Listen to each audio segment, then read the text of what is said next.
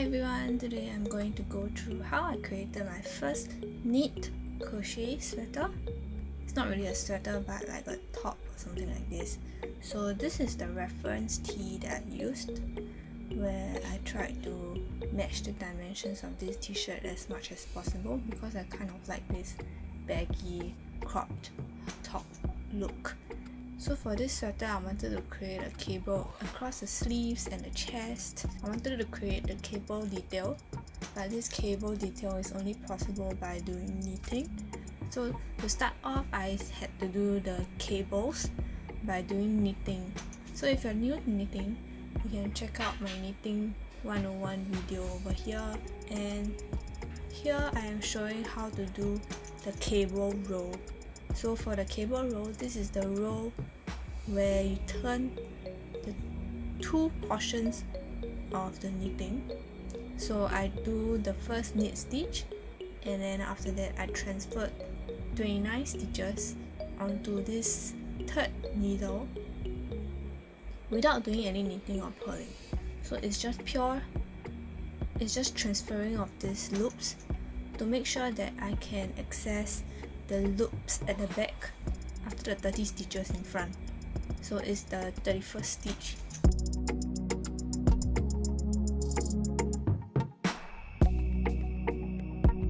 So I placed a stitch marker there to help me find out where is it, and with the working needle again, with the one knit stitch, just insert your needle into the next loop on the left needle and do the knit stitch all the way across until there is only one loop left on your left needle. So you will see me struggling with the knitting needle quite often because I'm trying to make the loops not too loose and make it tighter together. So when you are doing the cable row, it tends to be a bit difficult because you are working with so many knitting needles and you are crossing over and the tension is just not right. So this is something that you have to get used to create the cable row. But other than that, the rest of the rows are pretty easy to do. Just alternate the knit and the purl rows to create a nice stockinette pattern.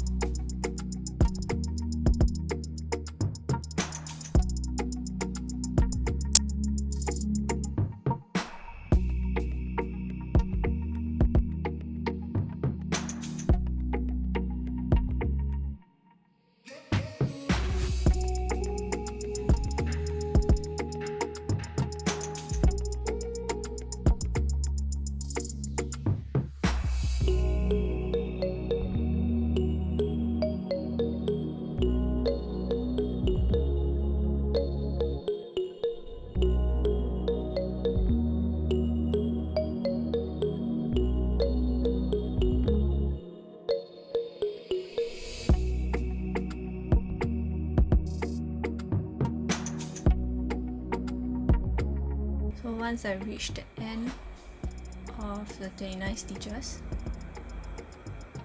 on the left needle, I will have one loop left, which I am not supposed to do the knit for, but I accidentally did it, so I am showing you how I unknitted the last loop. And I will transfer this last loop to the middle needle on the left side of this needle, so that it will be the last stitch that I will work on.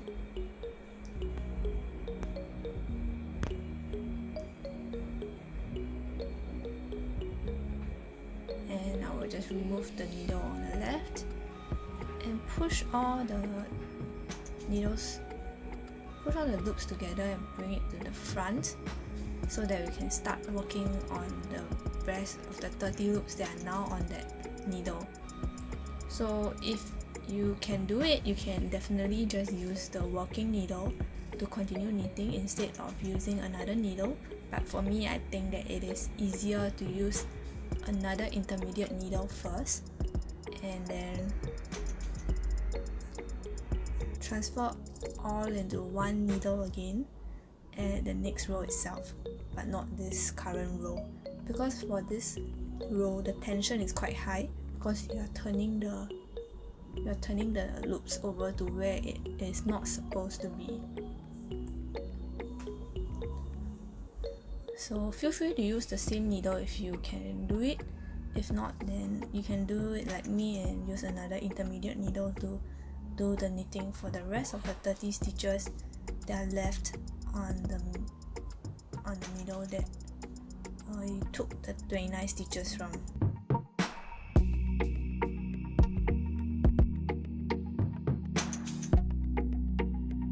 So this is actually a very therapeutic process in general to create the knitted cables, because this is just one of the many cable rows that you are supposed to make. For the cable detail, I will briefly go through again on how many rows I actually used to create the length that I want, but of course you can modify it as you like it to make it longer or shorter. It's really up to your preference. So the length of this cable is actually spanning from one side of your sleeve to the other side of the sleeve, across your chest area as well.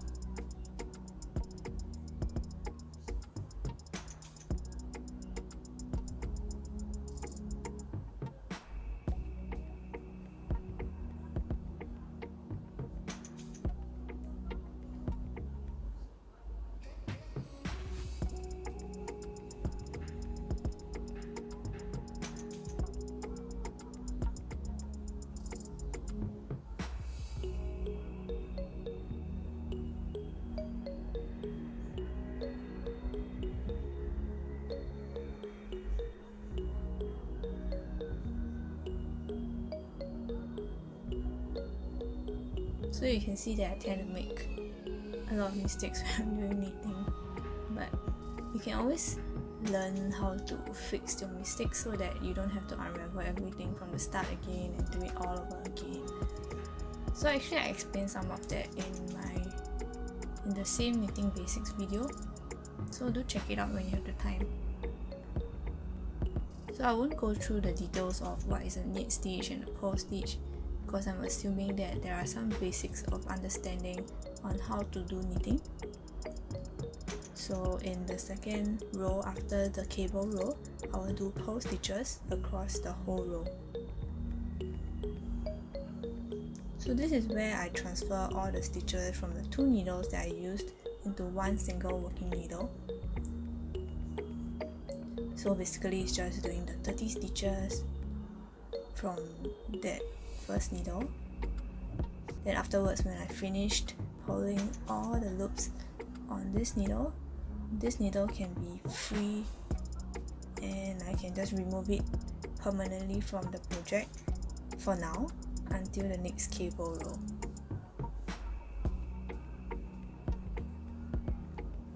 So this is quite a boring process, so I'll just quickly fast forward it. So now I'm at the last loop. Just do a pull and remove the needle, and you can see that it is exactly the same as before the cable row, where I only have two needles left. So for here, you can just push up the loops all the way up to the tip of the needle, push up the loops to the top of the needle, and then continue doing the purl stitches all the way across, and you can see that all the stitches are now transferred to only one needle, and from there you can continue alternating knitting and pulling, knitting and pulling, knitting and pulling. So this is the final product of the cable. So for the cable portion, I actually did a cast on of 60 stitches as the width, and I alternated knit and purl stitches for 20 rows, where I reached my first cable row, and I repeat this pattern of 20 rows of normal knitting and 1 cable row, which is this 21 row. So actually I did 9 cable rows and I did 20 rows of pure knitting on each side of the cables, and I did a cast off. So to start off, I'll flip my work such that the knit side is facing me, so that the right side of the crochet work will be in front and the V's will also show up in front. So I located the V's at the edge of the knitting, as you can see over here, and inserted them under the V's as what you would normally do for crocheting. So I did actually 13 stitches at the edge and skipped 4 stitches right before the large loop.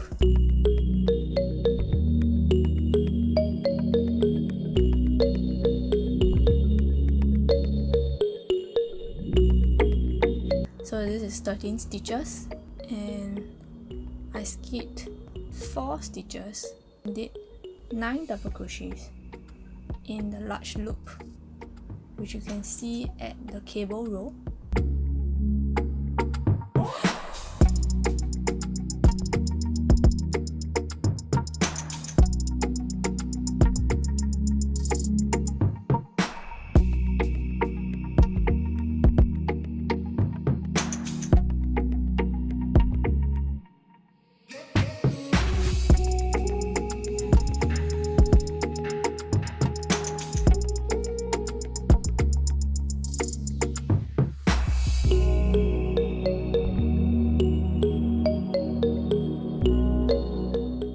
So after I did the 9 double crochets, I skipped another 4 stitches and did single crochets, decreasing 4 stitches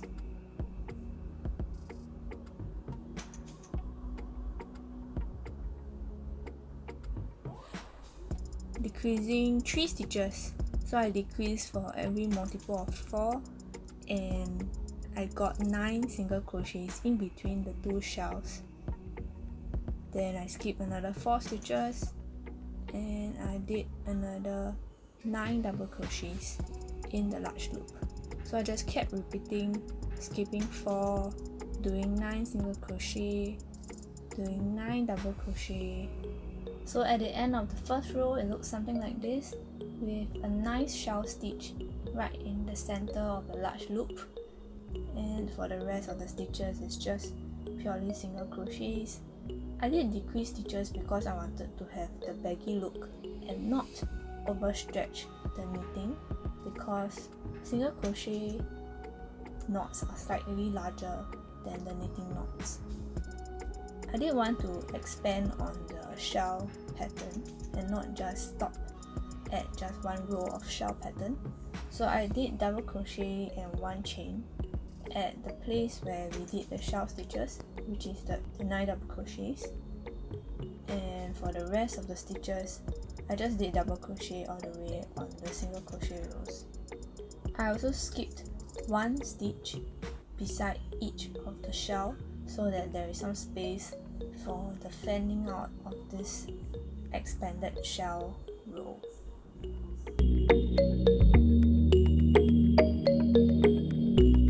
So this was how it turned out for the second row, and I liked how the knots kind of give it some texture and really help to emphasize on the shell. You can see how the cables are slowly starting to form and create the nice turns. So for the third row, I tried to make it straight again, so I didn't want to have the shell stitch going on forever and ever, and I will never create the nice rectangle that I wanted. So this is the row that I evened out the stitches for the shell stitches by using half double crochets, slip stitches, half double crochets again, and then back to double crochets to create the same height for the entire row, even though the previous rows were not of the same height. So this is the pattern that I used, which you can definitely try out if you want to create this same pattern.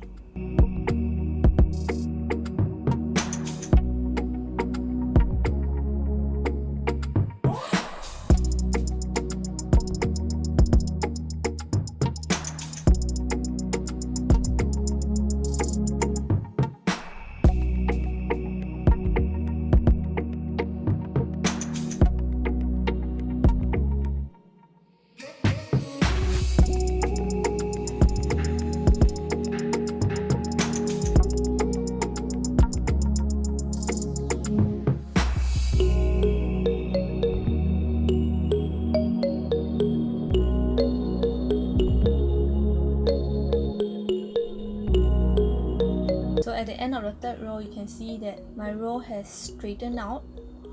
You cannot really see the previous hemispheres that were forming, semicircles that are forming. And that is where I started to do a different stitch. I wanted to create little holes, like triangles kind of, in between.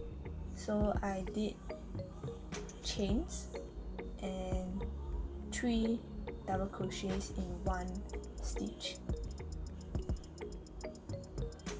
I skipped 4 stitches to do a decrease at the same time because I didn't want to work in every single stitch, because I already increased some stitches when I did the shell pattern.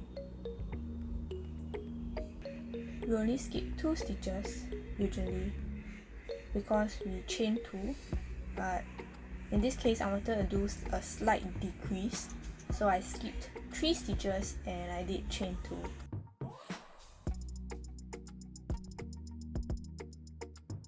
So this is what the pattern looked like in the end, and I really love the pattern that came out. I'm sorry for showing you the wrong side of the work, but I'll show you in a minute what it looks like. So I did 2 more rows of double crochet on top of this, and I didn't show the footage for this because it is just straight up double crochet rows with no increases or decreases, and this is the final product. So this is one side of the cable done for the border of the cables, and after I do it for the other side, it looks something like this.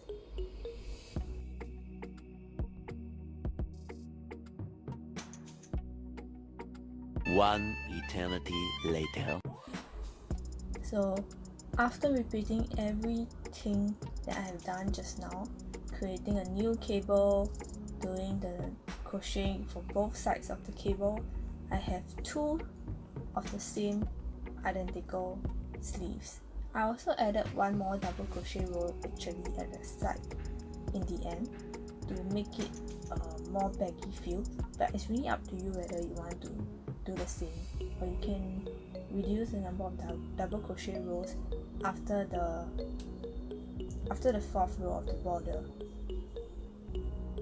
So I kind of estimated where I wanted the joints to be, and I estimated it against my own body to see where I want the shoulders to start and where I want the bottom of the sleeve to be, to go straight down. So that is what the stitch markers are there for. So I'm flipping the work to the wrong side now so that I can sew the 2 pieces of the sleeves together using slip stitches.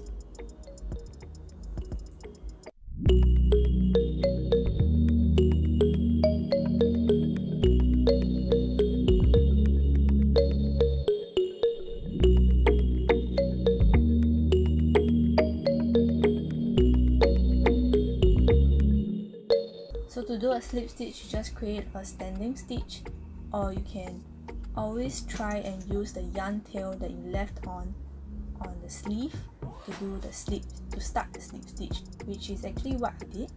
So I used the yarn tail to create the slip stitch across the whole sleeves. Because it was a very uncomfortable position, so I decided to shift it to another place to show you exactly what it looks like. So you just insert your hook into both of the V's at the edge of the sleeves and do a slip stitch. So you just yarn over and pull through the same loop that you are in until where your stitch marker for the start of your shoulders or the bottom of the armpits.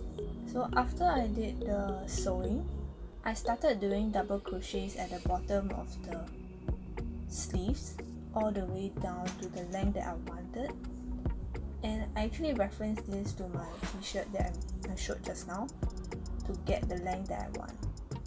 So for me, I did about 18 rows of double crochet to get the length that I want, but you can increase or decrease according to what you like. So at the edge, I did also a shell edging to kind of match the shells that I did for the cable borders. So for the first row of the edging, it's very simple. It's just single crochet in back loops only. So this will help to create a slightly sunken in effect where you have a loop in front. This is just for texture, but feel free to modify it as you want it.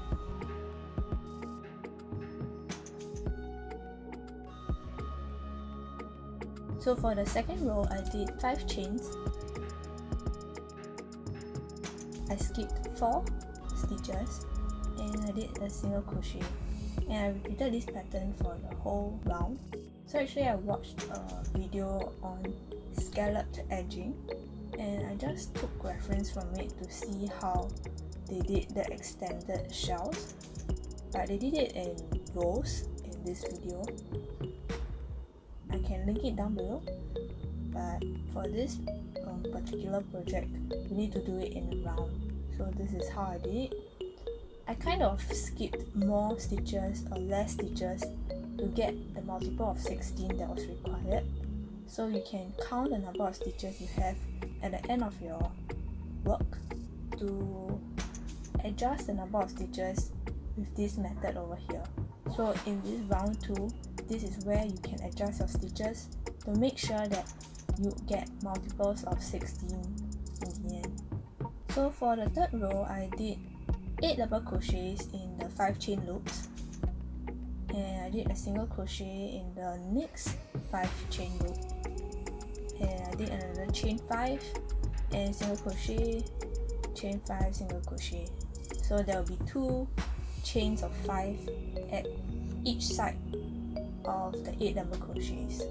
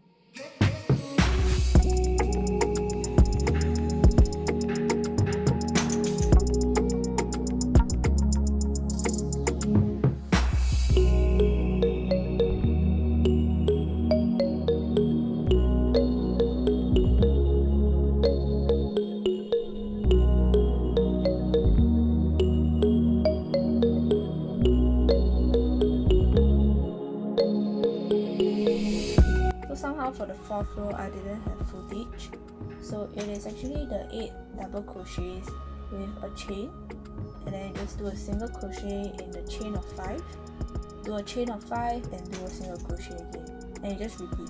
So now instead of having two chains of 5 at each side of the shell, you have only 1 left because we are fanning out this shell stitch.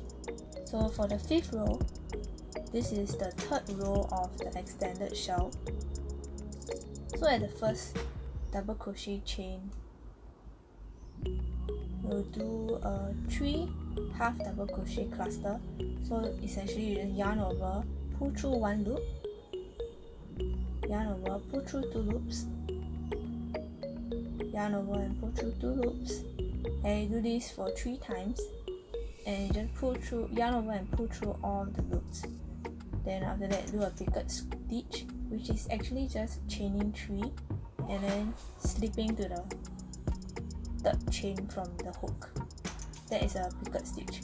So after that, you just do 2 chains, and then in the next chain 1, you do 3 half double crochets again and yarn over and pull through everything. Do 3 chains, slip stitch to the first, which is the picot stitch, 2 chains, and you just keep repeating.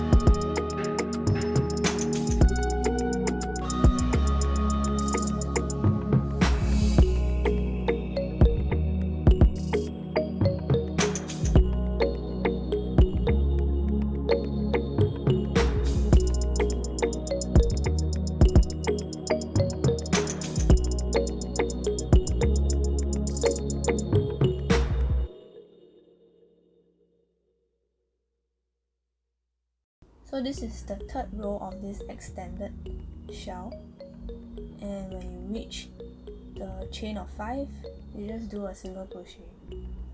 So there will be no more chains of 5 in this last row, because we have used it all in the 3 extended rows of shell stitch.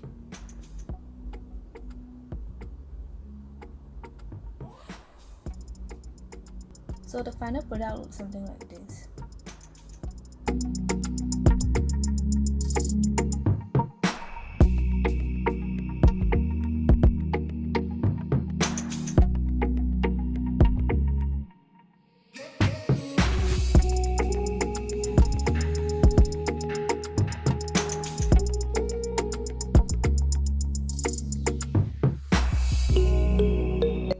And I really love how it turned out in the end. Do try it out if you like this pattern as well. So that's all I have for today. Please like and subscribe for more crochet videos. Bye!